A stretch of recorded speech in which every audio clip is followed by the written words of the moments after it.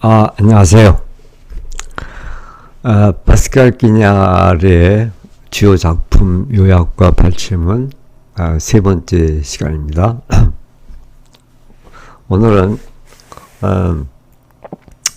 그 로마의 테라스라는 작품인데, 로마의 테라스, 테라스 아 홈, 로마의 테라스. 이건 한 예술가의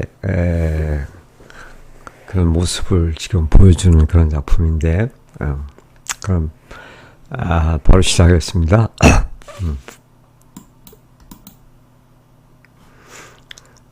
이 작품을 간단하게 요약한다면은 파스칼 끼냐르에게 아카데미 프랑세스 소설 대상을 안겨준 로마의 테라스, 테라스 아 홈은 고통과 상실이 어떻게 예술적 이미지로 승화되는지를 한 예술가의 일생을 통해 처절하게 보여주는 작품이다. 작품 내용은 이렇습니다. 17세기 프랑스의 재능이 있는 판화가 이 주인공 이름이 몸이에요. 몸은 다른 남자 약혼녀였던 나니라는 여자와 미래를 즐기던 중 그녀의 정혼자, 그녀의 약혼자가 던진 염산, 산이 질산이라고 하기도 하고 염산이라고 하기도 하는데 아마 질산이 더 정확한 것 같아요. 어쨌든 산인데 질산의 얼굴이 타버리는 그런 비극을 겪게 됩니다.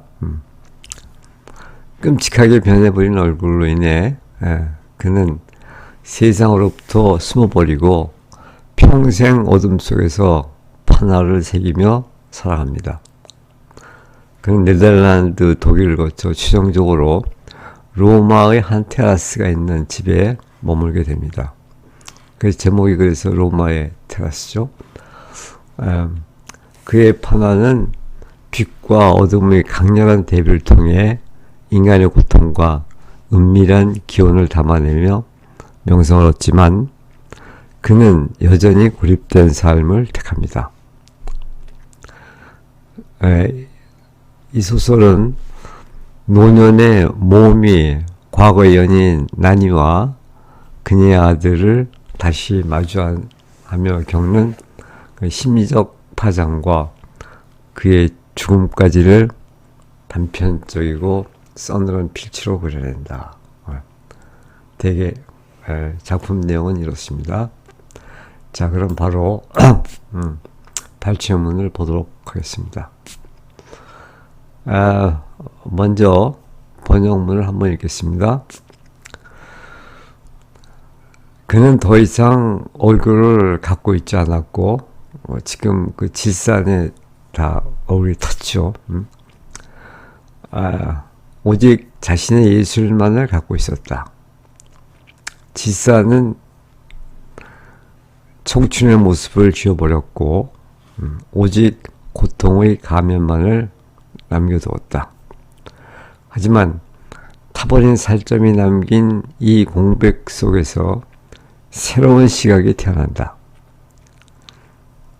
그는 더 이상 유혹의 눈으로 세상을 보지 않고 적나라한 진실의 눈으로 세상을 바라보게 됩니다. 그가 판화의 구리판 위에 새기는 선 하나하나는 자신을 불수로 만든 운명에 대한 복수였다. 그는 구리판을 피부로 자신의 고통을 검은 빛으로 바꿔놓았다. 구리판을 피부로 자신의 고통을 검은 빛으로 바꿔놓았다. 이 주인공의 그런 판의 성격을 아주 요약해서 보여주는 거죠. 자, 이 말이 나오게 된 배경을 잠깐 보면은 소설의 초반부, 네덜란드 유학 시절인데, 모험은 니나와 미래를 즐기다 그녀의 정원자로부터 얼굴에 질산 테러를 당합니다. 이 문단은 치명적인 부상을 입고 회복한 직후 거울 속의 괴물을 마주한 모험이 인간으로서의 삶을 포기하고 예술가, 즉 판화가로서 재탄생하는 비장한 결의의 순간을 보여줍니다. 모험에게 닥친 재앙이 어떻게 예술적 개안으로 이어진가를 보여줍니다. 사회적 가면이 파괴된 자리에 비로소 진실을 응시하는 예술가의 눈이 생겨났음을 기냐르틱의 역설로 설명합니다. 자, 이런 내용인데 그러면 원문을 보겠습니다.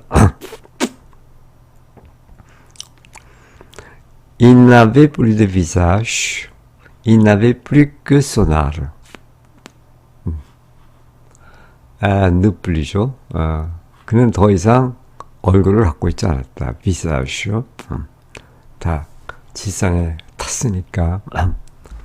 Il n'avait plus que son art. 이건 ne plus que죠. 다만 son art. 그의 예술만을 가지게 되었다.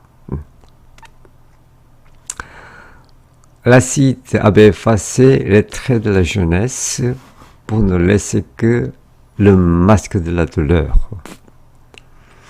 그 질사는 effacer, 지워버렸다.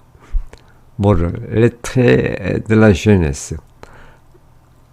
그의 젊음의 모습을 지워버렸다. pour ne laisser que, 느끄죠. ne laisser que, 그리고 다만 le masque de la douleur, 고통의 마스크, 고통의 가면만을 남겨놓았다.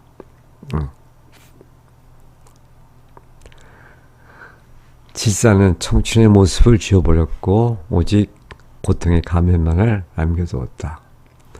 Mais dans ce vide laissé par la chair brûlée, une vision nouvelle était née. 그러나 dans ce vide, 그 공백,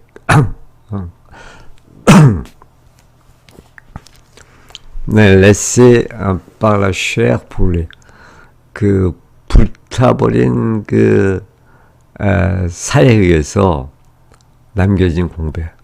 이제 얼굴이라는 게 이제 없어진 그런 셈이죠.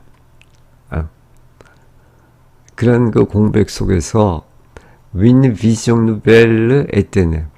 새로운 비전, 새로운 비전이 태어났다. 새로운 시각이 태어났다.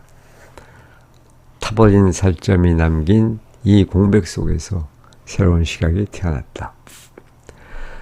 Il ne regardait plus le monde avec les yeux de la séduction, mais avec ceux de la vertu. ne plus죠. 그는 더 이상 세상을 바라보지 않게 됐다. 어떻게? avec les yeux séduction. 그 유혹의 눈으로 세상을 바라보지 않게 됐다. 그럼 어떻게 바라보냐? Mais avec ceux de la vertu. 벌거벗은 진실의 눈으로 세상을 바라보게 됐다.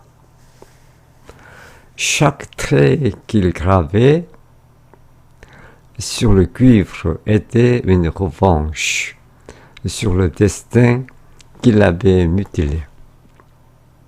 mutilé라는 말은 이제 뭐 사지를 절단하다, 훼손하다 그런 뜻인데.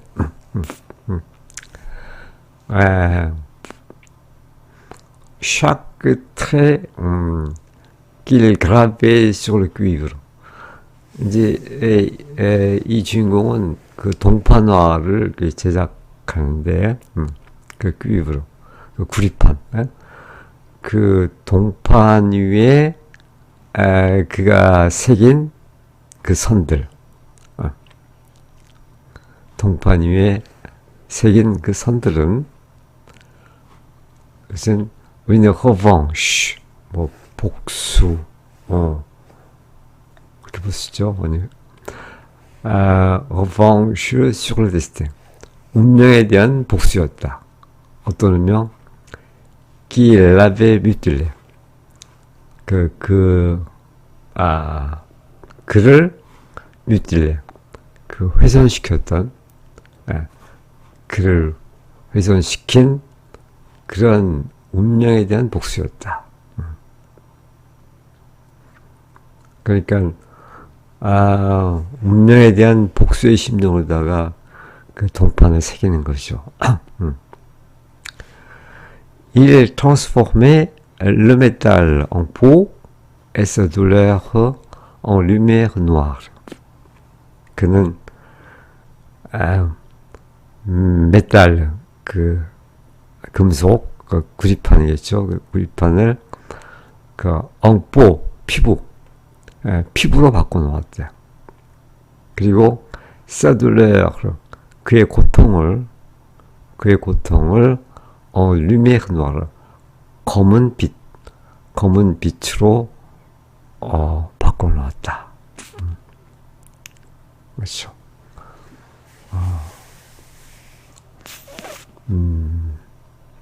그러니까 그 동판 위에 이 주인공이 새긴 그 그림, 그 선, 그거는 마치 피부 위에 검은 빛처럼 그렇게 바꿔진 거죠. 한 번만 더 읽겠습니다. 번역. 그는 더 이상 얼굴을 갖고 있지 않았고 오직 자신의 예술만을 갖고 있었다. 질사는 청춘의 모습을 지워버렸고 오직 고통의 가면만을 남겨두었다. 하지만 타버린 살점이 남긴 이 공백 속에서 새로운 시각이 태어났다. 그는 더 이상 유혹의 눈으로 세상을 보지 않고 적나라한 진실의 눈으로 보았다. 그가 판화의 구리판 위에 새기는 선 하나하나는 자신을 불수로 만든 운명에 대한 복수였다.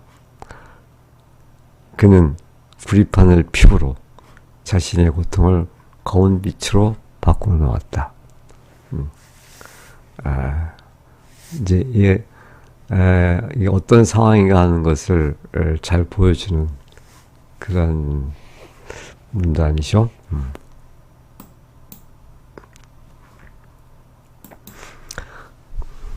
자, 두 번째 발췌문 보겠습니다. 새긴다는 것은 이제 동판 위에다가 그 모양을 새기는 거겠죠. 새긴다는 것은 판에 상처를 입혀 그것이 비밀을 털어놓게 만드는 것이다. 판에 상처를, 파는 것을 판에다 상처를 입힌다고 했어요. 왜? 앞에서 판은 자신의 그 망가진 피부를 지금 은유한다고도 볼 수 있죠. 그 다음에 그것은 세상의 냉혹함과 벌리는 몸싸움이며 망각에 대항하는 투쟁이다. 모험은 그리는 것이 아니라 파내고 깎아냈으며 차가운 금속 안에서 어둠의 피를 찾았다. 사람들은 그의 판화가 말을 하는 흉터 같다고 말했다.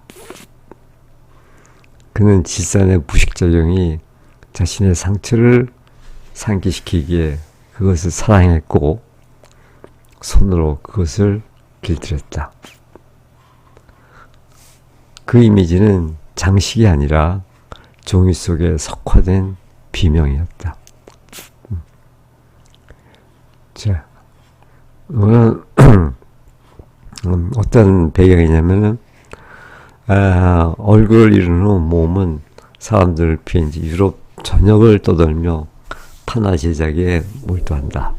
특히 동파나 작업실이 그 배경이 되는데, 동파나는 구리판을 산으로 부식시켜 선을 만드는데, 자신의 얼굴을 녹인 그 산으로, 그 산을 창작의 도구로 다루면서 고통을 예술로 승화시키는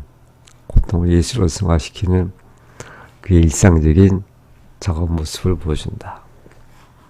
기나라는 예술은 부드러운 붓질이 아니라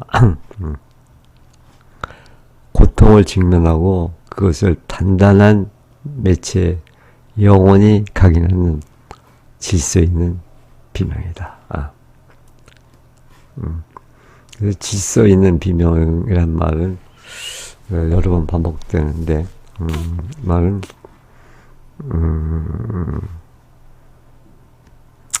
그러니까 예술 작품이 이제 어떤 뭔가를 표현하겠죠. 뭔가를 표현하는데, 이제 그 아주 비명과도 흡사한 그런 고통을 지금 드러내는데, 그 예술이라는 것은 어떤 형식을 갖추는 거니까, 이제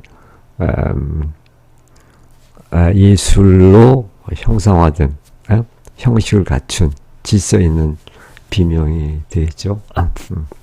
그런 의미입니다. 자, 원문 보겠습니다. Graver, c'est blesser la planche pour qu'elle avoue son secret. 그라베. 그 동판에 그림을 새긴다는 것은, 그라베하는 것은 c'est blesser, 상처를 입히는 것이다. 어디다가 blesser la planche, planche가 이제 그 판, 동판을 말하겠죠. 그 동판에 상처를 입히는 것이다. 상처를 내는 것이다. 뭐 하려고? 뭐 깰라부 송스크레. 그 동판이 송스크레, 그 비밀을 고백하도록. 그러니까 동판에 상처를 내갖고 그 비밀을 고백하게 하는 것이다. 아시죠?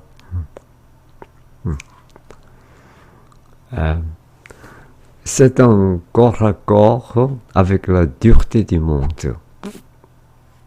그것은 corps 이제 몸 대 몸이니까 어떤 몸싸움. corps à corps avec la dureté du monde. 세상의 어떤 딱딱함, dureté, 어떤 그 견고함.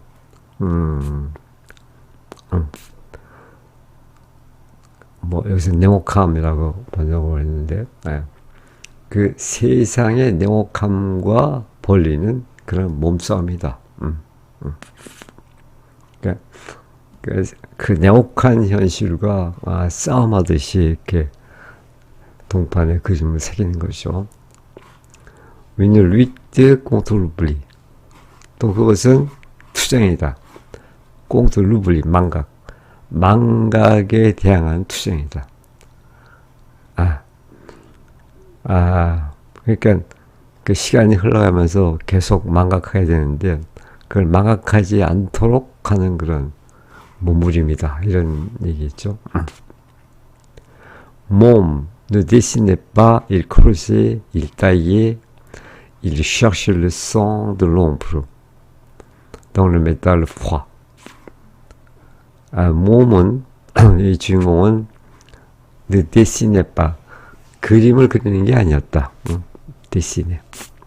그는 크루제, 파다 이런 뜻이죠.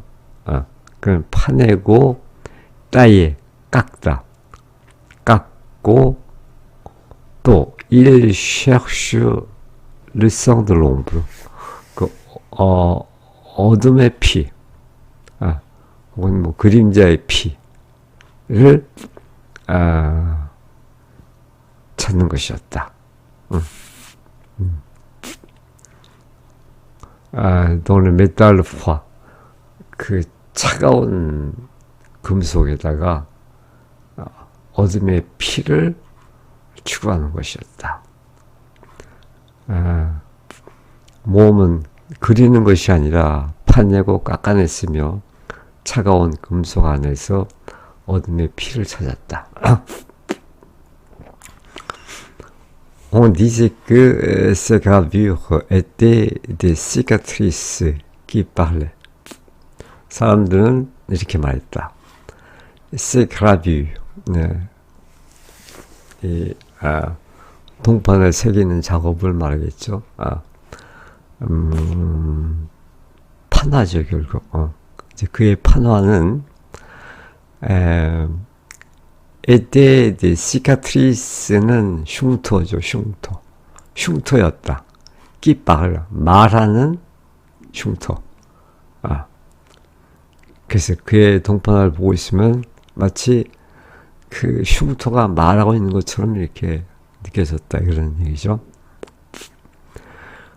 Il aimait la morsure de l'acide parce qu'elle lui rappelait la sienne.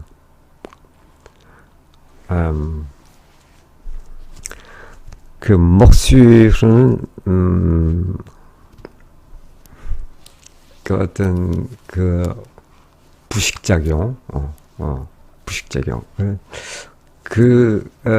지산의 그런 부식작용을 사랑했는데, 왜 그랬냐면은, parce qu'elle lui rappelait la sienne. 산의 부식작용이 그러하여금 자신의 자신이 겪었던 그런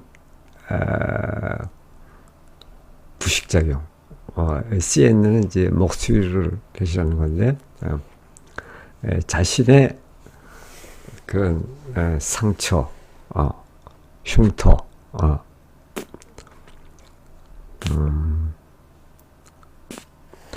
그러니까 그 부식작용이 자신의 그 흉터를, 자신의 상처를 상기시키기 때문에.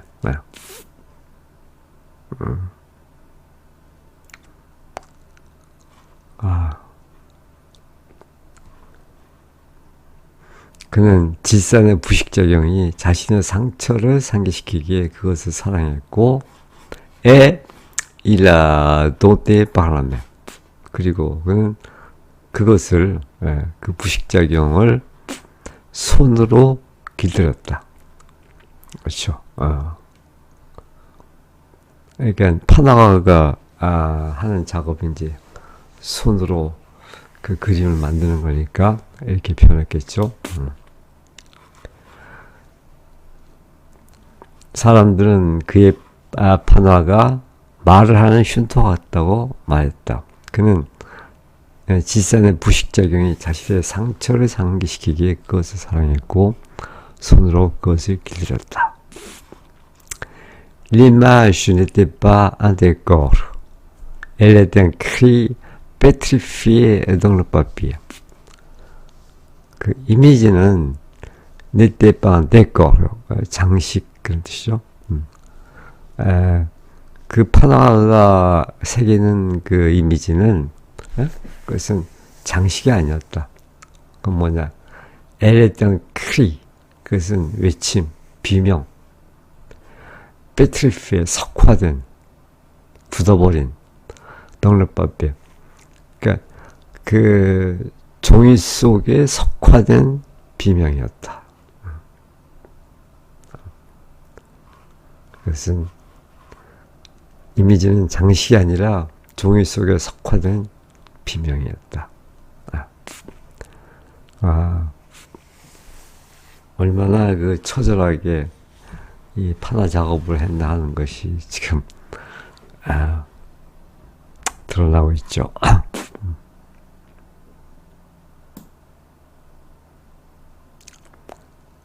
번만 더 읽겠습니다. 새긴다는 것은 판에 상처를 입혀 그것이 비밀을 털어놓게 만드는 것이다. 그것은 세상의 냉혹함과 벌이는 몸싸움이며 망각에 대항하는 투쟁이다. 몸은 그리는 것이 아니라 파내고 깎아냈으며 차가운 금속 안에서 어둠의 피를 찾았다. 사람들은 그의 판화가 말을 하는 흉터 같다고 말했다. 그는 지산의 부식작용이 자신의 상처를 상기시키기에 그것을 사랑했고 손으로 그것을 길들였다. 그 이미지는 장식이 아니라 종이 속에 속화된 비명이었다.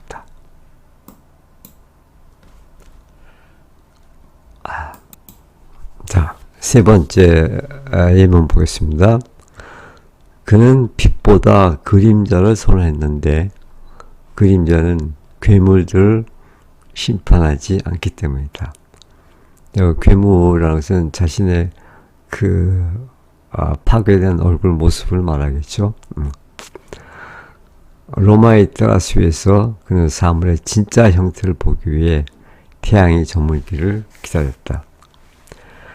낮에 비춘 겉모습의 아부하는 거짓말쟁이지만 저녁은 영혼의 본질을 드러낸다.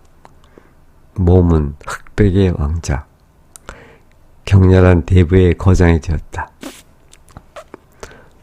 그는 명료함을 터뜨리기 위해서는 먼저 밤을 더 깊게 파고들어야 한다는 것을 알았다. 가장密도 높은 어둠 속에서 우리는 가장 흔들림 없는 별들을 발견한다.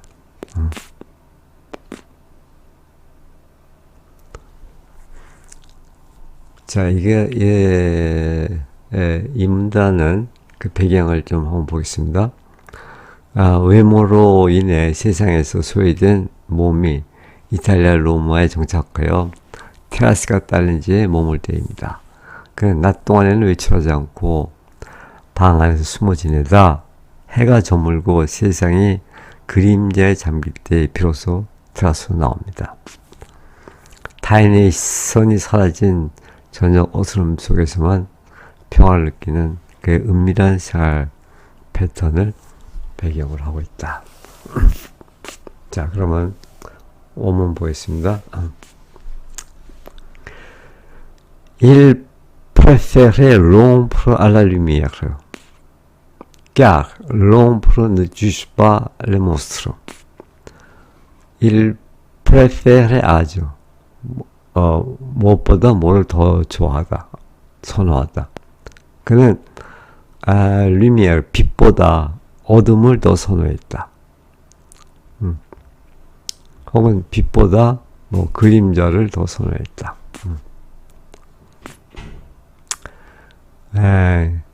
car l'ombre ne juge pas les monstres. 그 어둠은 혹은 그림자는 몬스트루가 괴물이죠. 그 괴물을 심판하지 않기 때문이다. 그렇지. 어둠 속에서는 그 괴물의 모습이 잘 안 보이겠죠. Sur sa terrasse à Rome, il attendait que le soleil décline pour voir enfin les vraies formes des choses. Sur sa terrasse à Rome, 로마의 테라스 위에서 il attendait que, 그는 기다렸다. 뭐를?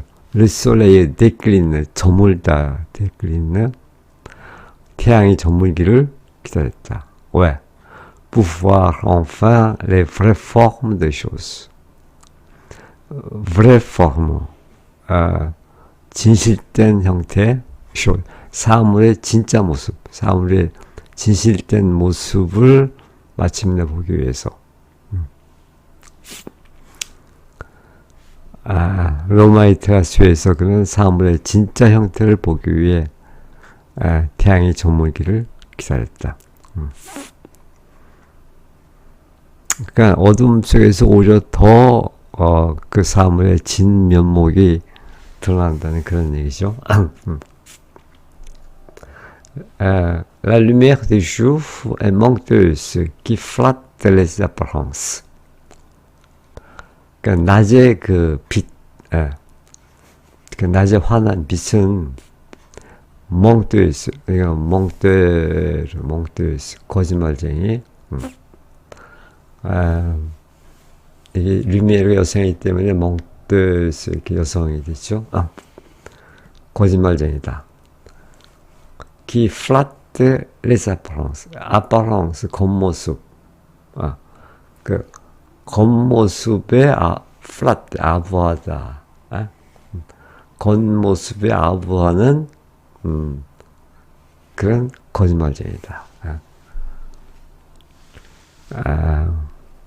그러니까 대낮의 빛 속에서는 사물의 표면밖에는 보이지가 않는다 이 말이죠. Tandis que le soir révèle l'essence des âmes. 한편 그 저녁은 밤은 révèle 드러낸다 l'essence des âmes 그 영혼의 본질, 영혼의 정수를 드러낸다. 그러니까 어둠 속에서만 그 영혼의 본질을 우리가 볼 수 있다는 얘기겠죠. Môme était devenu un prince du noir et blanc. 몸은 noir et blanc, 검은색과 흰색의 왕자가 되었다.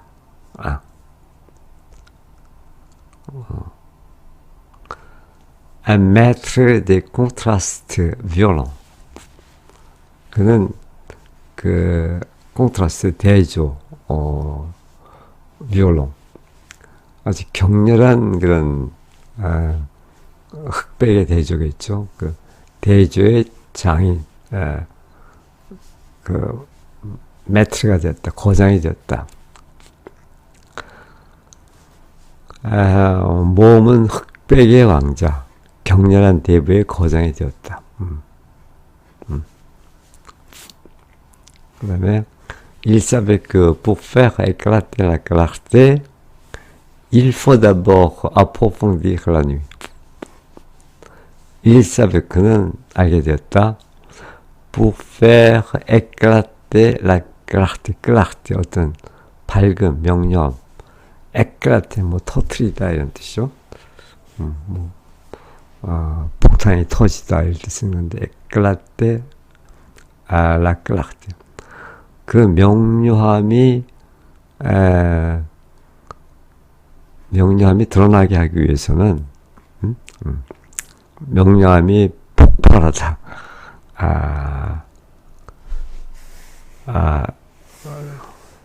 터트려지기 위해서는 il faut d'abord approfondir la nuit.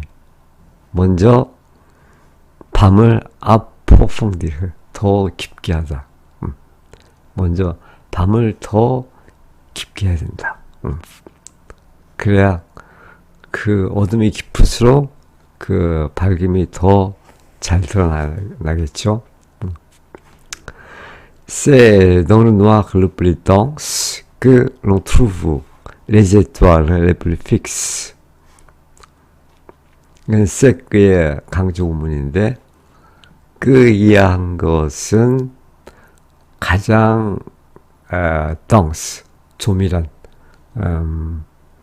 가장 밀도 높은 그런 어둠 속에서다. 뭐가?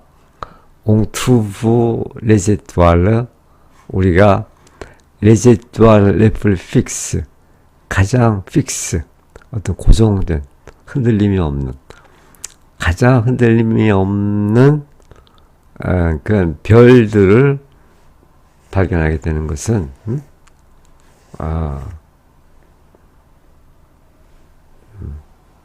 가장 밀도 높은 그런 어둠 속에서다.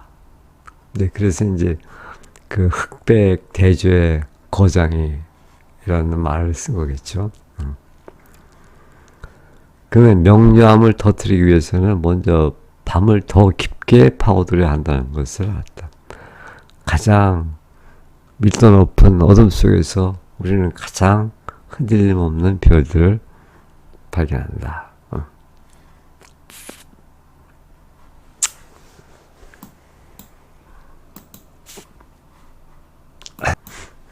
자, 네 번째 예문 보겠습니다. 나니. 이 나니는 그 주인공의 연인이었던 그 여자죠. 나니. 나니는 그의 불행의 기원이면서 그러니까 그의 불행은 이제 나니로부터 비롯됐다는 그런 얘기죠. 또한 향수의 원천이었다. 그럼에도 불구하고 또 끊임없이 향수를 불어일으키는 그런 대상이었다 이런 얘기죠. 그녀는 타락 전에 낙원에서 훔쳐온 이미지처럼 그의 안에 머물렀다. 타락 전에 낙원, 뭐 에덴 동산 같은 거죠.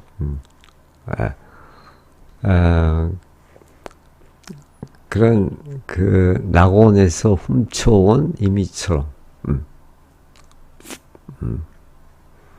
그의 안에 머물렀다. 수십 년의 침묵이 흐른 뒤에도 그녀의 이름은 파나와의 손을 떨리게 했다.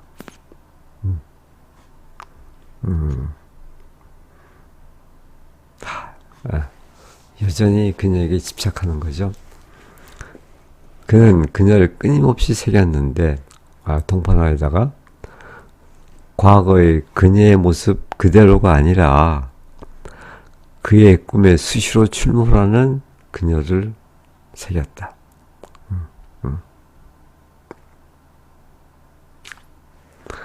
사랑은 치유되길 원치 않는 고통이며, 사랑은 치유되기를 바라지 않는 그런 고통이래요. 그러니까 오히려 끊임없이 그 고통이 지속되기를 바라는 거죠. 살아있음을 느끼기 위해 보존하는 상처다. 그래야만 그 고통이 있어야, 그 상처가 있어야 오히려 살아있음을 느낀다는 거죠.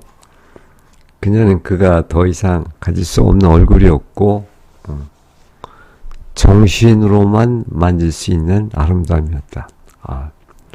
표현이 아주 멋지네. 정신으로만 만질 수 있는 아름다움이었다.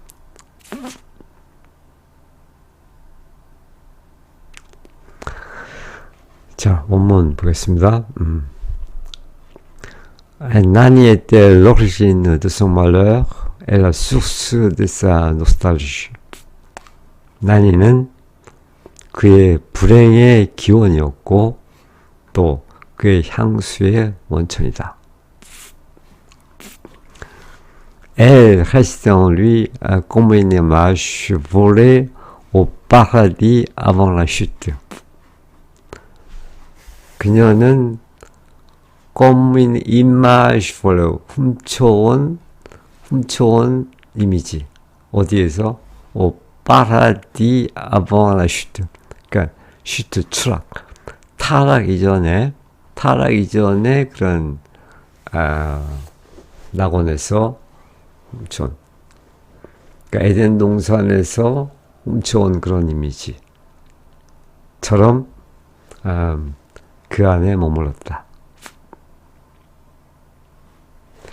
Même après des décennies de silence, son nom faisait trembler la main du graveur. Même après des décennies, 수십 년 이런 뜻인데, de silence. 그러니까 수십 년의 침묵이 흐른 뒤에도, 수십 년의 침묵이 흐른 뒤에까지도, son nom, 그녀의 이름은 faisait trembler la main du graveur. 이건 그 파나가 주인공을 말하겠죠. 그 파나가의 손을 떨게 만들었다. 그렇게 세월이 많이 흘러도 그 이름만 들으면은 손이 떨리는 거죠. Il a gravé sans cesse. 그는 그녀를 끊임없이 새겼다. 동판에다가 non pas tel qu'elle était. tel qu'elle était. 그녀가 과거에 그랬던 그 모습. 그러니까 그녀의 과거의 그 모습대로가 아니라 농바. 그러니까 과거의 그 모습을 그대로 새긴 것이 아니라 mais tel qu'elle hantait ses rêves. 엉때는 자주 드나들다, 뭐 유령 같은 것이 자주 출몰하다 이런 뜻인데, 이제 그녀가 그의 꿈속에 자주 출몰하는 그 모습으로, 그러니까 꿈속의 그녀를 그린 거죠.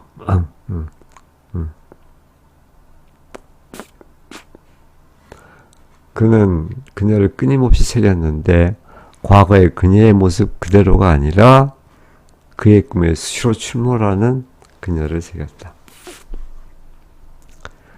L'amour est une douleur qui ne veut pas guérir.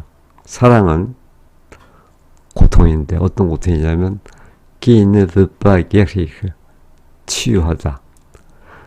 그러니까 치유되기를 원하지 않는 그런 고통이다. 고통인데 그 고통이 치유되기를 원치 않아.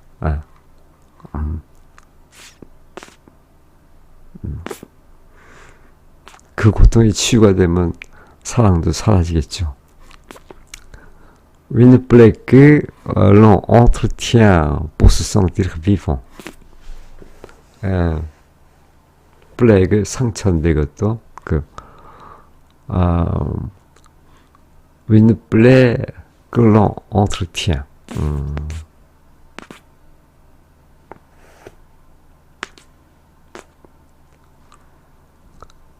pour se sentir vivant. 그러니까 그 스스로 살아있다고 느낄 수 있도록, 스스로 살아있다고 느낄 수 있도록 우리가 그 보존하는 그런 상처다. 그러니까 그 상처를 보존함으로써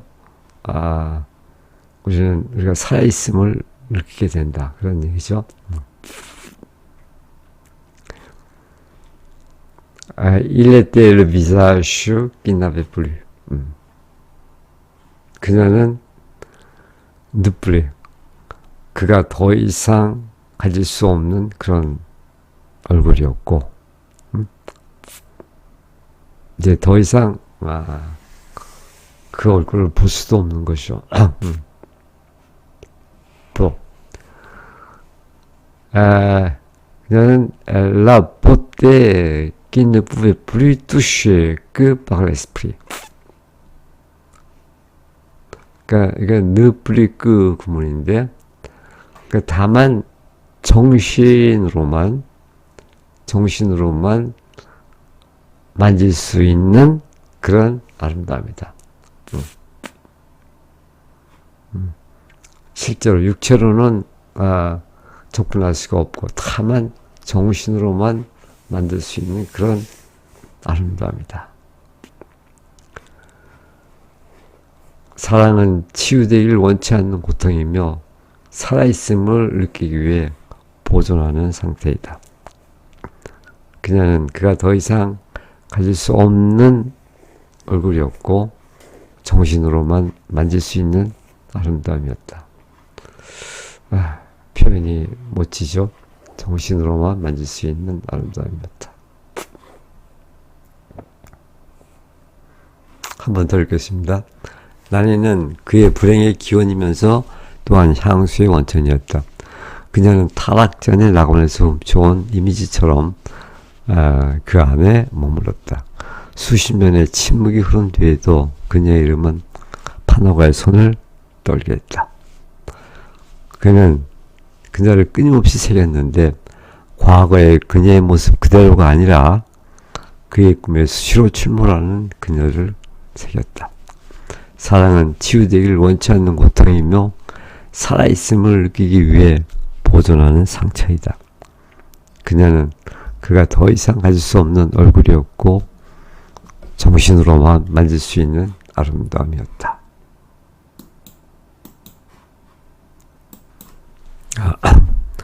다섯 번째 내용 보겠습니다.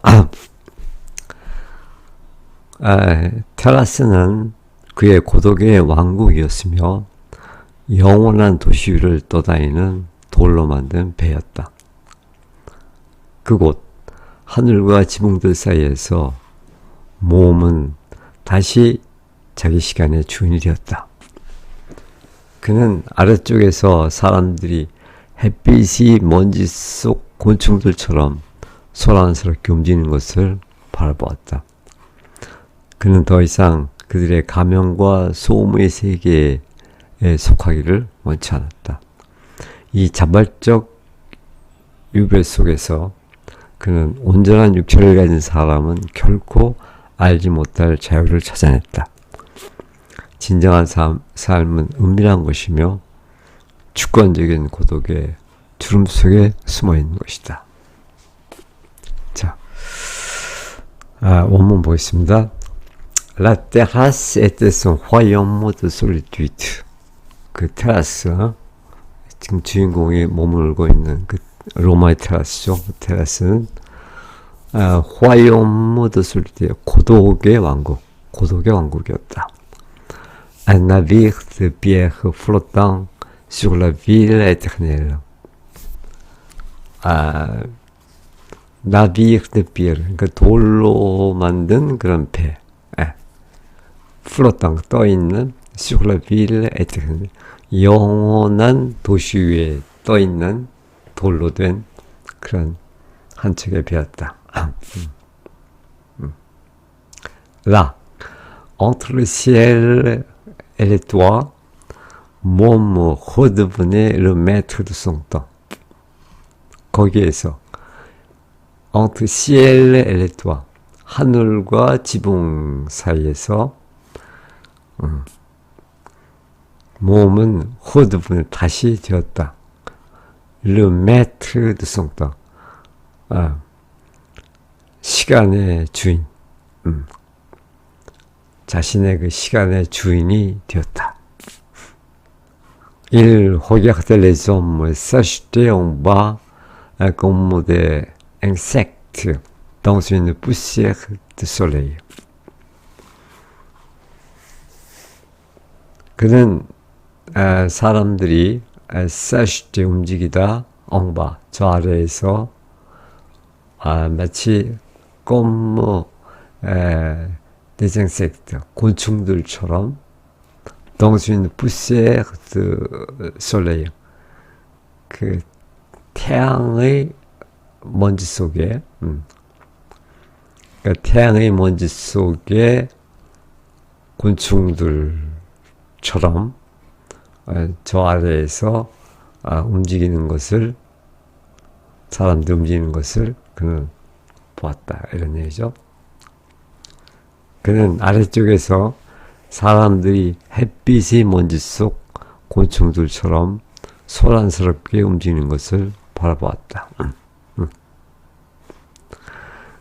Et il ne souhaitait plus faire partie de leur monde de masques et de bruit. 그는 더 이상 원치 않았다. Faire partie de leur monde de masques de bruit. 가면과 소음의 세상에 faire partie 하기를, 속하기를, 참여하기를 원치 않았다. 그는 아래쪽에서 사람들이 햇빛의 먼지 속 곤충들처럼 소란스럽게 움직이는 것을 바라보았다. 그는 더 이상 그들이 가면과 소음의 세계에 속하기를 원치 않았다. Dans cet exil volontaire, il avait trouvé une liberté que les hommes intacts ne connaîtront jamais. exil, 유배, 추방 이런 뜻이죠. 그 자발적인, 그러니까 자발적인 그 유배 속에서, 그러니까 스스로 자기 자신을 고립시킨 거죠. il avait trouvé, 그는 찾아냈다. 리베르테, 어떤 자유를 찾아냈다. 어떤 자유? 그 les hommes intacts, intact는 상처받지 않은 그런 뜻이죠. 그러니까 그러니까 온전한 사람들은 온전한 사람은 늦고내 트론시험에 결코 알 수 없는 보통 사람은 결코 경험하지 못하는 알 수 없는 그런 자유를 찾게 되었다 이 말이죠. La vraie vie est secrète. 그 진정한 삶은 이렇게 은밀한 것이다. Elle se cache dans les replis d'une solitude souveraine. solitude souveraine. 뭐 지고한 고독, 뭐 주권적인 고독. 그런 지고한 고독의 주름 속에서 그는 자신을 숨겼다. 진정한 삶은 은밀한 것이며 주권적인 고독의 주름 속에 숨어 있는 것이다.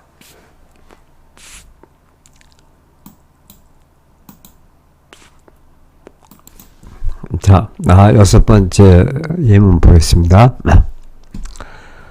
과거는 지워지지 않으며 구리판의 층들처럼 퇴적된다.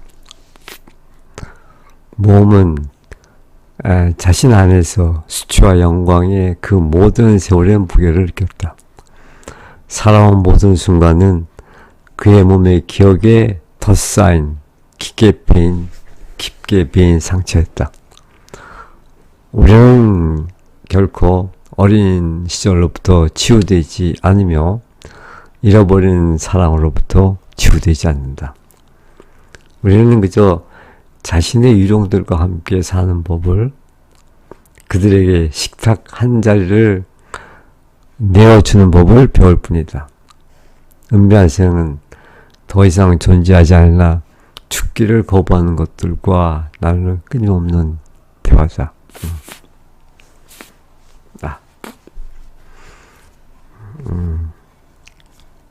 우리는 끊임없이 우리를 떠나간 이미 죽은 그런 존재들, 유령들과 함께 사는 거랍니다. 자, 보겠습니다. Le passé ne s'efface pas. Il se sédimente comme les couches d'une plaque de cuivre. 자, passé, 과거. 과거는 ne s'efface pas. 지워지다. 과거는 지워지지 않는다. 과거는 사라지지 않는다. 늘 현재와 함께 있다. 그런 얘기죠. Il se sédimente. sédimente는 침전하다, 퇴적하다 이런 뜻인데, sédimente. comme les couches, couches는 뭐 침전하는 말도 있지만 또 지층, 그 층을 나타내기도 합니다. comme les couches d'une plaque de cuivre. 그 구리판이죠. 판화의 그 판을 말하는데, 그 구리판의 그 층처럼, 구리판의 그 지층처럼, 이렇게 차곡차곡 이렇게 쌓이는 그 층처럼, 쌓인다, 침전한다, 퇴적한다. 그래서 구리판의 층들처럼 퇴적된다.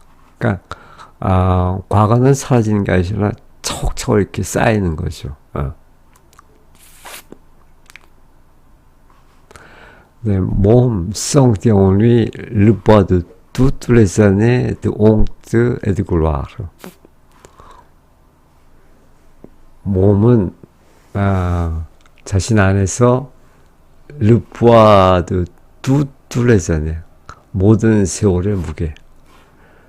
어떤 세월? de honte et de gloire. 그 수치와 영광의 그 모든 세월의 무게를 느꼈다.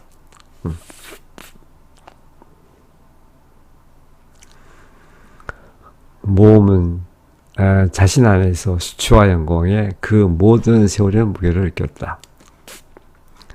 Chaque instant vécu est était une entaille de pluie dans la mémoire de son corps.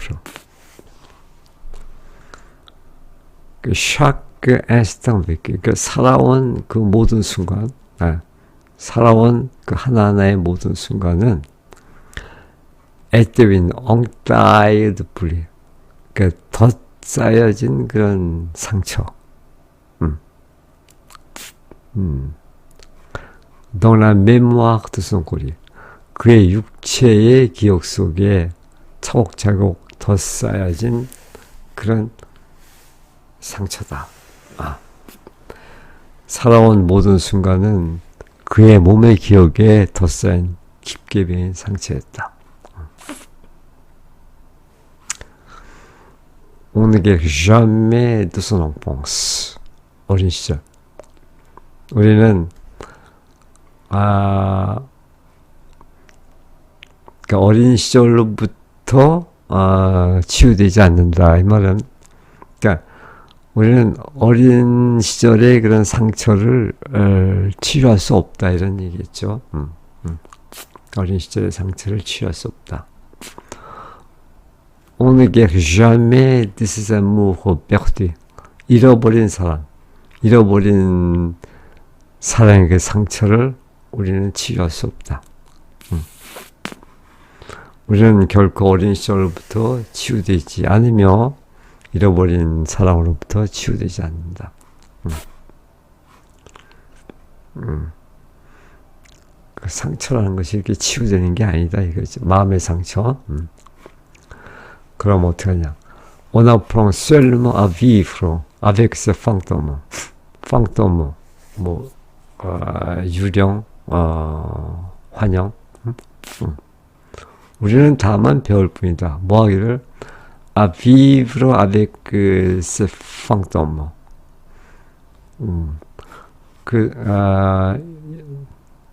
어린 시절이나 아니면 그 사랑의 그런 환영, 유령과 함께 살아가는 것을 배울 뿐이다. 우리는 그저 자신의 유종들과 함께 사는 법을 우리는 배울 뿐이다. 또 apprendre à leur donner une place à table. 그들에게, 그 유종들에게, 그 환영들에게 une place à table. 그러니까 식탁 한 자리, 식탁 한 자리를 donner. 그러니까 내어주는 내어주는 것을 배울 뿐이다. 그 유정들에게, 그 환영들에게 식탁 한 자리를 내어준대요. 그런 걸 배울 뿐이다. La discrète est dialogue ininterrompu. 그러니까 끊임없는 그치지 않는 대화. 무엇과에 대한 avec ce qui n'est plus, 더 이상 존재하지 않는 것. 네, 그러나 qui refuse de mourir, 결코 죽기를 거부하는. 존재하지 않지만 그러나 죽지 않는. 이것이 이제 그 팡동무겠죠. 그런 유령과 함께 끊임없이 대화하는 것이다. 은밀한 생은 더 이상 존재하지 않으나 죽기를 거부하는 것들과 나누는 끊임없는 대화다. 과거는 지워지지 않으며 구리판의 층들처럼 퇴적된다. 몸은 자신의 안에서 수치와 영광의 그 모든 세월의 무게를 느꼈다. 살아온 모든 순간은 그의 몸의 기억에 덧싸인 깊게 배인 상처였다. 우리는 결코 어린 시절로부터 치유되지 않으며 잃어버린 사랑으로부터 치유되지 않는다. 우리는 그저 자신의 유종들과 함께 사는 법을 그들에게 식탁 한 자리를 내어주는 법을 배울 뿐이다. 은밀한 생은 더 이상 존재하지 않으나 죽기를 거부하는 것들과의 나누는 끊임없는 대화이다.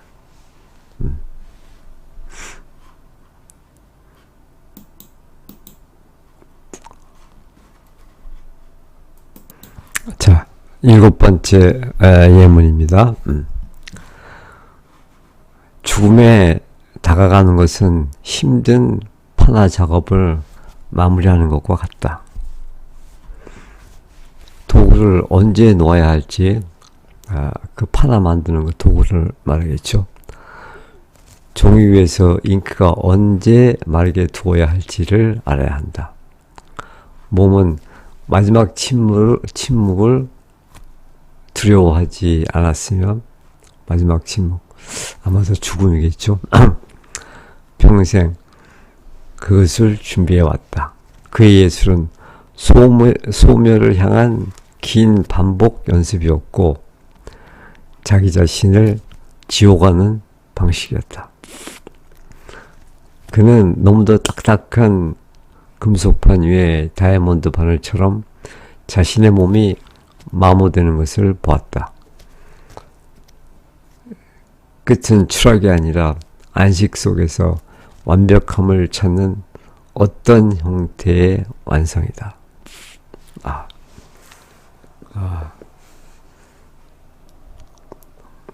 굉장히 진지하네요. 자, 원문 보겠습니다. Approche de la mort, approche de la mort. 죽음에 가까이 가는 것.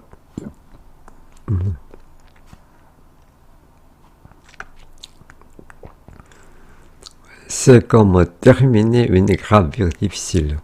그것은 마치 terminer une gravure difficile. 그 어려운 판화 작업을 마치는 것과 같다. Il faut savoir composer le tir quand laisser l'encre sécher sur le papier. Il faut savoir, 알아야 된다. composer le tir, 우띠은 이제 그 도구인데 판화 도구겠죠. 그 언제 판화 도구를 놓아야 할지, 내려놔야 될지, 또 quand laisser l'encre sécher. 언제 잉크가 마르도록 놔둬야 될지. laisser l'encre sécher sur le papier. 그 종이 위에 잉크가 언제 마르게 놔둬야 될지 그것을 알아야 된다. Môme n'a pas peur du silence final. 몸은 avoir peur, 두려워하다. 두려워하지 않았다. 뭐를? silence final. 그 최후의 침묵. 아마도 죽음이겠죠. 최후의 침묵을 두려워하지 않았다. 죽음을 두려워하지 않았다. Il s'était préparé toute sa vie. toute sa vie. 평생 동안 그것을 준비해왔다. Son art avait été une longue répétition de la disparition. 그의 예술은 avait été une longue répétition. 기나긴 반복이었다. 무슨 반복? de la disparition. 사라짐. 그러니까 그 사라짐의 기나긴 반복이었다.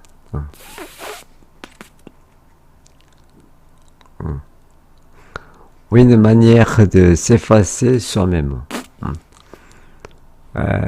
s'effacer, 스스로 지우다. 자기 자신을 스스로 지우는 방법이다.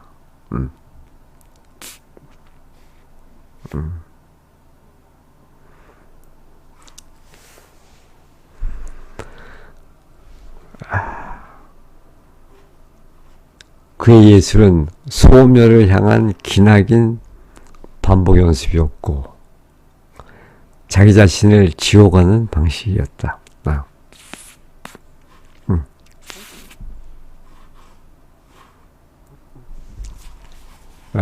좀 어려운 말이죠.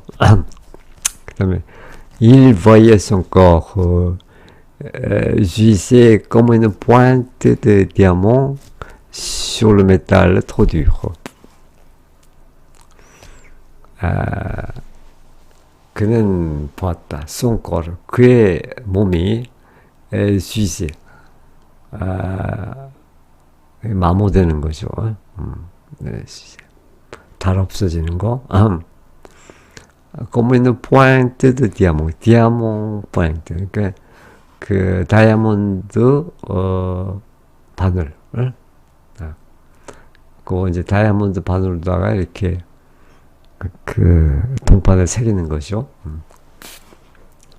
sur le métal trop dur, 너무도 견고한 그 금속판 위에 다이아몬드 바늘처럼 이렇게 마모되는 것을 보았다. 자신의 육체가 그는 너무도 딱딱한 금속판 위에 다이아몬드 바늘처럼 자신의 몸이 마모되는 것을 보았다. 이제 죽을 때가 다 됐다 이 말이죠. La fin n'était pas une chute, mais l'achèvement d'une forme qui cherchait sa perfection dans le repos. La fin, 끝. 종말. 이건 뭐 죽음을 말하겠죠. 끝은 n'était pas une chute, 추락. 추락이 아니다. 그럼 뭐냐? l'achèvement, 완성. d'une forme, 어떤 형태의 완성이다. 어떤 형태? qui cherchait sa perfection dans le repos. 휴식 속에서 그의 완전함을 추구하는, 완벽함을 찾는, 그 안식, 휴식 속에서 완벽함을 찾는 그런 형태의 완성이다. 끝은 추락이 아니라 안식 속에서 완벽함을 찾는 어떤 형태의 완성이다. 그러니까 자기 자신과 그 예술작품이 지금 하나가 되는 그런 경지죠. 그런 모습이죠. 다시 한번 읽겠습니다.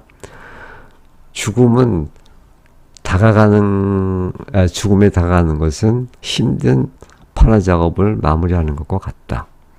도구를 언제 놓아야 할지, 종이 위에서 잉크가 언제 마르게 두어야 할지 알아야 된다. 몸은 마지막 침묵을 두려워하지 않았으며 평생 그것을 준비해왔다. 그의 예술은 소멸을 향한 긴 반복 연습이었고 자기 자신을 지워가는 방식이었다.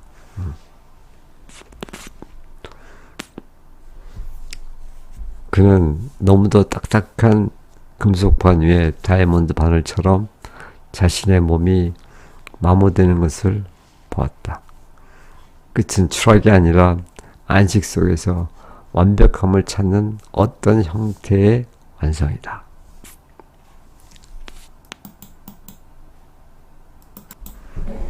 자, 8번째 예문입니다. 시간에 대항하여 훔쳐낸 것 같은 이미지들이 있다. 어떤 시선, 목덜미, 벽 위에 한 줄기 빛, 몸이 세상으로부터 훔쳐냈던 그 순간들. 그것들은 난이의 살결보다 더 실제적이었고 로마의 태양보다 더 감동적이었다. 이 훔쳐온 이미지들은 그가 밤속으로 가져갈 유일한 것들이었다. 그것들은 그의 유배지를 비추는 은밀한 성자를 형성했다. 한 인간은 그가 재앙으로부터 가까스로 구해낸 아름다운 조각들의 종합일 뿐이다. 아주 대단히 그 시적인 그런 문장들인데, 원문 보겠습니다. Il y a des images qui sont des vols commis contre le temps. 이러이러한 이미지들이 있다. 어떤 이미지냐면은, qui sont des vols, 뭐 훔쳐온 것, commis contre le temps, 시간에 대항해서 훔쳐온 것들, 그런 이미지들이 있다. 시간에 대항하여 훔쳐낸 것 같은 이미지들이 있다. 이를테면 regarde une nuque, une lumière sur un mur. 어떤 시선, 하나의 어떤 목덜미, lumière sur le mur. 벽 위에 비친 한 줄기 빛. Ces instants que môme avait dérobé au monde. 이러한 순간들, 어떤 순간, 몸이 세상에서 훔쳐온 그런 순간들.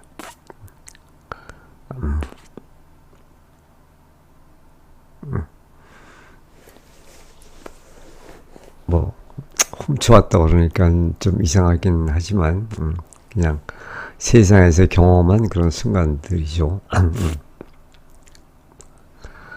시간에 대항하여 훔쳐낸 것 같은 이미지들이 있다. 어떤 시선, 목덜미, 벽 위에 한 줄기 빛, 몸이 세상으로부터 훔쳐냈던 그 순간들 말이다. Ils étaient plus réels que la chair de Nanny, plus vivants que le soleil de Rome. 그러한 이미지들은 plus réel, 더 실제적이다. 무엇보다 que la chair de Nanny, 나니의 살결보다 더 실제적이다. plus vivant que le soleil de Rome. 그 로마의 태양보다도 더 감동적이다. vivant. Ces images volées étaient les seules choses qu'il emporterait avec lui dans la nuit. 이러한 그 세상에서 훔쳐온 그런 이미지들은 était le seul 유일한 것이다. qu'il emporterait 그가 그와 함께 dans la nuit 밤속으로 가져갈 유일한 것이다. 밤속이라는 것은 이제 죽음이겠죠. 그가 죽음과 함께 가져갈 그럴 유일한 것이다. Elle formait une constellation secrète qui éclairait son exil. 그한 이미지들은 constellation, 성자죠. 별자리. secret, 은밀한 성자를 형성했다. 근데 그 성자가 qui éclairait son exil. 그의 유배를 비춰주었다. 그러니까 그의 유배를 비춰줄 은밀한 성자를 형성했다. 그가 세상에서 훔쳐온 그런 감동적인 이미지들이에요.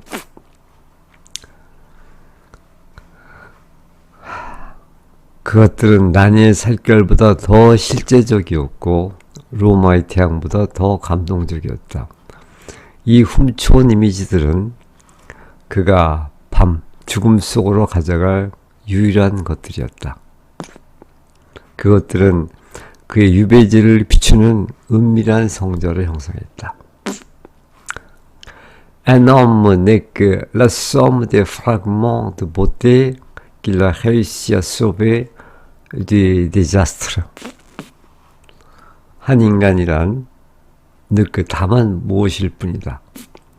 La somme des fragments de beauté. 아름다움의 조각들. 아름다움의 조각들의 그 총합. 어떤 조각들? Qu'il a réussi à sauver du désastre. 재앙이죠. 그 재앙으로부터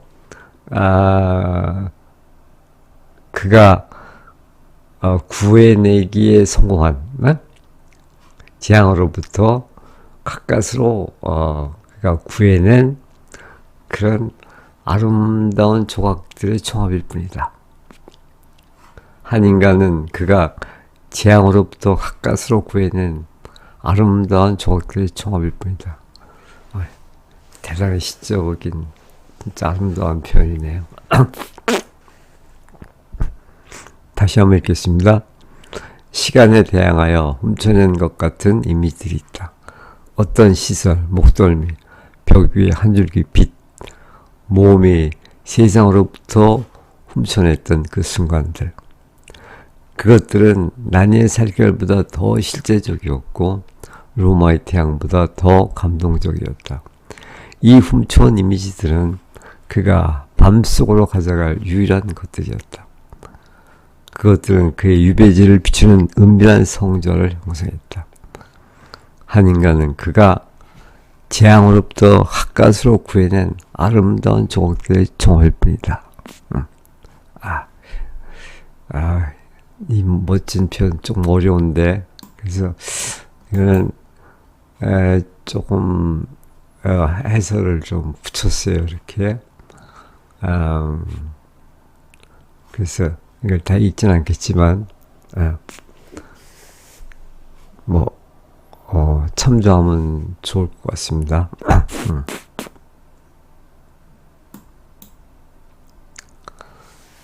그 다음에 9번째 예문 보겠습니다. 나의 얼굴은 범죄이지만 나의 손은 기도다. 몸은 잉크와 질산으로 얼룩진 자신의 손을 무한한 애정으로 바라보았다. 그의 손은 자신을 배신하지 않은 불길 속에서도 파괴되지 않는 유일한 부위였다.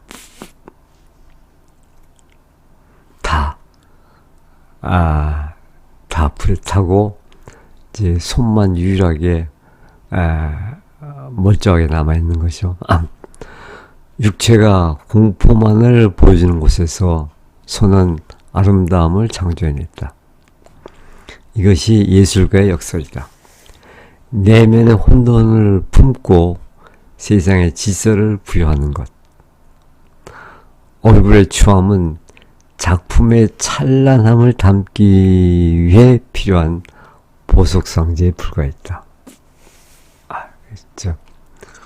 어떻게 한 예술가가 자신의 상처를 가지고 예술로 승화하는가를 보여준 그런 모습이죠. 이 작품 전체가 그렇지만. 자, 원문 보겠습니다. Mon visage est un crime, mais ma main est une prière. 나의 얼굴은 범죄지만, 범죄라고 하는 것은 이제, 이미 약혼자가 있는 그 여인을 사랑하기 때문에 저질러지는 그런 얘기니까 범죄라고 할 수 있겠죠. 그리고 내 손은 기도다. Regarder ses mains tachées d'encre et d'acide avec une tendresse infinie. 몸은 자신의 손을 바라보았다. taché d'encre et d'acide. 잉크와 질산으로 얼룩진 자신의 손을 바라보았다. avec une tendresse infinie. 끝없는 애정을 가지고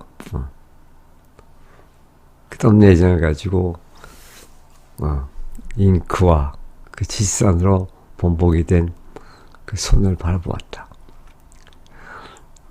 Elles étaient les seules parties de lui qui n'avaient pas trahi. 엘렌은 세명이죠. 그 손은 유일한 부분이다. qui n'avait pas trahi. 그를 배반하지 않은, 그러니까는 다 그 뒷산에 다 이렇게 뭉개지고 데우고 타고 그랬을 텐데 손은 그래도 멀쩡했다는 얘기죠. qui n'avait pas péri dans le feu. 근데 그 손은 그 불 속에서도 파괴되지 않았다. 그의 손은 자신을 배신하지 않은 불길 속에서도 파괴되지 않는 유일한 부위였다. Elle crée de la beauté là où le corps ne montrait que l'horreur. 그 손은 엘렌은 crée de la beauté, 아름다움을 창조했다. 거기에서 어디 le corps ne montrait que l'horreur. 그의 몸에 그의 육체가 다만 공포만을 보여주었던 바로 거기에서 아름다움을 창조했다. 육체가 공포만을 보여주는 곳에서 손은 아름다움을 창조해냈다. C'est le paradoxe de l'artiste. 이것이 예술가의 파라독스다.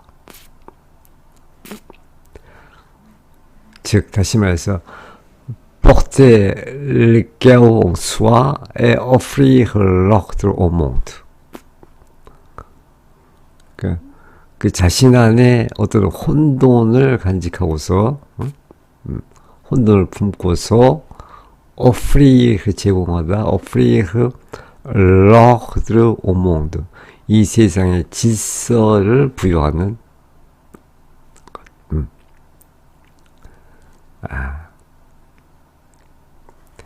내면의 혼돈을 품고 세상의 질서를 부여하는 것. 이것이 이제 예술가의 파라독스라는 역설이라는 얘기죠. La laideur du visage n'était que l'écran nécessaire à la splendeur des œuvres. laideur du visage, 그 얼굴의 추함은 다만 무엇일 뿐이었다. écran은 보석상자, 보석함 그런 건데 nécessaire 필요한 à la splendeur des œuvres.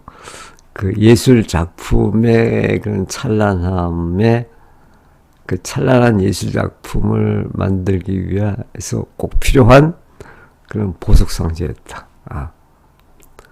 어떻게 상처가 예술이 되는가를 지금 보여주는 거죠. 얼굴의 추함은 작품의 찬란함을 담기 위해 필요한 보석 상자에 불과했다. 다시 한번 읽겠습니다. 나의 얼굴은 범죄이지만 나의 손은 기도다. 몸은 잉크와 질산으로 얼룩진 자신의 손을 무한한 애정으로 바라보았다. 그의 손은 자신을 배반하지 않은 불길 속에서도 파괴되지 않는 유일한 부위였다. 육체가 공포만을 보여주는 곳에서 손은 아름다움을 창조해냈다. 이것이 예술가의 역사이다. 내면의 혼돈을 품고 세상의 질서를 부여하는 것. 얼굴의 추함은 작품의 찬란함을 담기 위한 필요한 보석상자에 불과했다.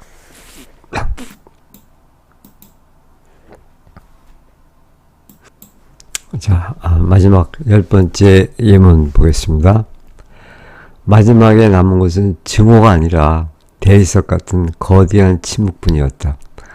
난 이를 다시 보았을 때 그는 시간이 그녀에게도 판화 작업을 행하고 있었다는 것을 깨달았다. 우리는 모두 나날의 흐름 속에 마모된 판이며 희미해져가는 이미지들이다. 용서는 망각이 아니라 우리의 공통된 연약함을 인정하는 것이다. 그는 로마의 풍경 위로 눈을 감으며 자기 그림자들의 비밀을 품고 떠났다. 테라스는 다시 비워졌으나 공기는 여전히 그의 보이지 않는 선들로 진동하고 있었다.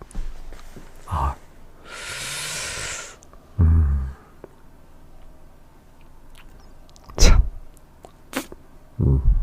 눈물 나는 아름다움이죠. 자, 원문 보겠습니다. 마지막 대면하는 장면인데 À la fin, il ne restait plus de haine, seulement un grand silence de marbre. 마지막에는 à la fin, il ne reste plus de haine. 더 이상 이제 증오는 남지 않았다. Seulement un grand silence de marbre. 거대한 침묵, 그 대리석과도 같은 거대한 침묵이 남아있을 뿐이었다. 마지막에 남은 것은 증오가 아니라 대리석 같은 거대한 침묵뿐이었다. Quand il revint, il comprit que le temps avait fait son œuvre de gravure sur elle aussi. 그가 다시 보다, 그가 나니를 다시 보았을 때 그는 알았다. 뭐를? Le temps avait fait son œuvre. 시간이 그 자신의 œuvre de gravure, 그런 판화 작업을 이루고 있다는 것을, sur elle, 그녀 위에도. 그 시간이 그녀에게도 그런 판화 작업을 행하고 있다는 것을 알았다. 그러니까 인간도 시간에 의해서 그렇게 예술작품처럼 그런 작업을 수행하는 거죠. 난이를 다시 보았을 때 그런 시간이 그녀에게도 판화 작업을 행하고 있었다는 것을 깨달았다.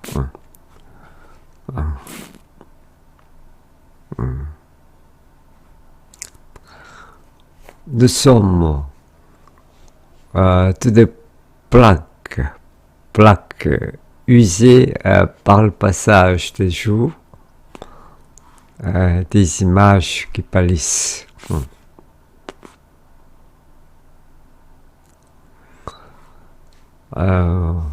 Nous sommes tous, 우리는 모두 des plaques usées, 그 마모된 그런 판, par le passage des, 그 세월의 흐름에 의해서, 세월의 흐름에 의해서 마모된 그런 동판이다. 우리는 모두 나날의 흐름 속에 마모된 판이며 des images qui pâlissent, 창백해진, 희미해진 그런 이미지들이다. 지금 뭐 이 판화와 인간이 거의 하나가 되는 그런 모습이죠.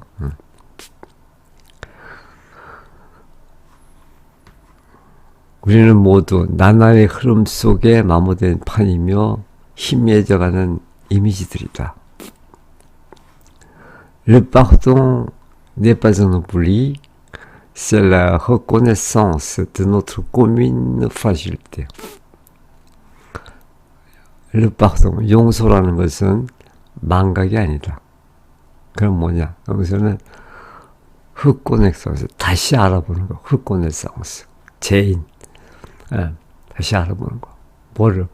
De notre commune fragilité, fragilité, 연약함. 우리들의 공통의 그 연약함을 알아보는 것이다. 인정하는 것이다. 용서는 망각이 아니라 우리의 공통된 연약함을 인정하는 것이다. 그 세월에 의해서 다 마모되고 희미해지는 그런 연약한 존재임을 인정하는 것이다. Il ferma les yeux sur le paysage de Rome. 그는 그 로마의 그 풍경 위에 눈을 감았다. Emportant avec lui le secret de ses ombres.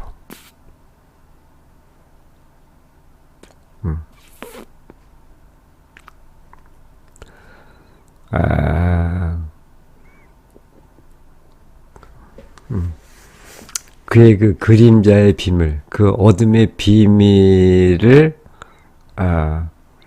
간직한 채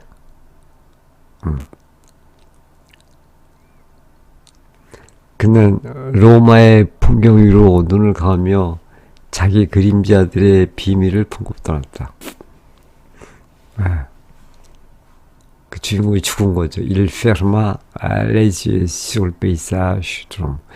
그 로마의 풍경을 배경으로 한 채 이렇게 눈을 감은 거죠. 그리고 그렇게 눈을 감으면서 자신의 그 그림자의 비밀을 함께 가져간 거죠.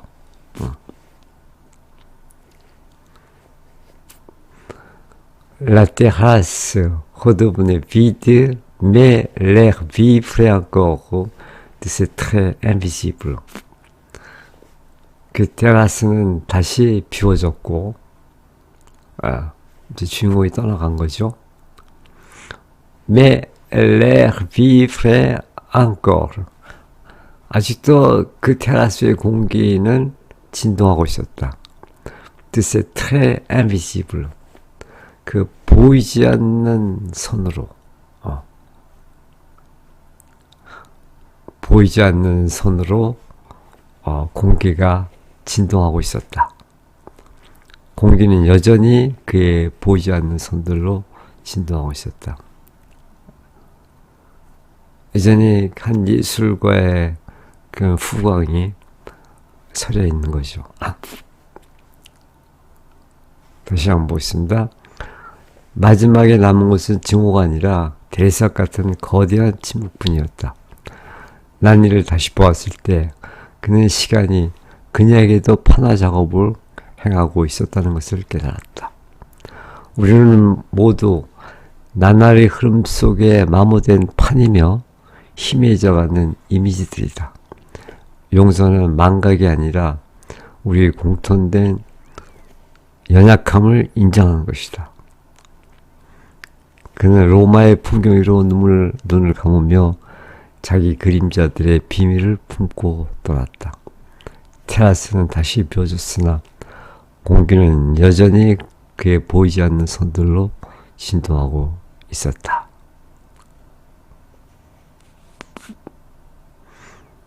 이게 이 작품의 대단원을 마감하는 그런 문장인데,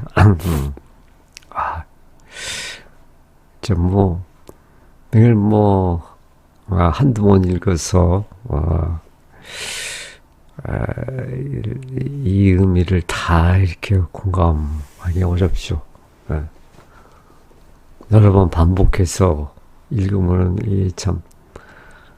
그 아름다움과 그 깊이가 우리에게 전달될 수 있을 거라 생각됩니다. 자, 오늘은 참 그 끼냐리의 정말 아름다운 작품인데, 그 로마의 테라사 롬라는 작품의 일면을 우리가 그 발췌문을 통해서 함께 보았습니다. 예, 고맙습니다.